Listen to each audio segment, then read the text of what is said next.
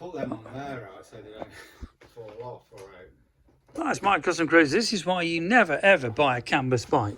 Okay, you get a wiring fault, and this is what you're up against. This is the wiring on a canvas shed bike, I should say.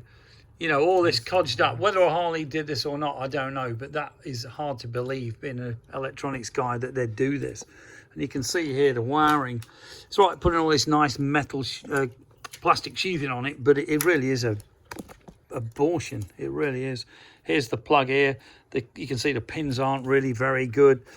All this wire here is hard to believe. I mean, that can't be original, Rog, can it? No, it's all tied in knots as Yeah. well. You know, if you were laying this in from new, surely you'd put it.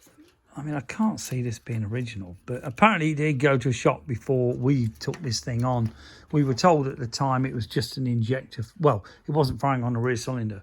Neglected to tell us that it's a total crock of shit, and you know, that someone has played with it, which is pretty obvious judging by some of this wiring. I mean, the squirrels have been at it. There was all squirrel nutshells in there where it's been living in the air in the battery box. It had been behind this mudguard as well. So yeah, up in this gap. Down Because this had a nice cover on it, and the squirrels and that obviously lived in here, or field mice, whatever the hell they were, just and tucked into the harness.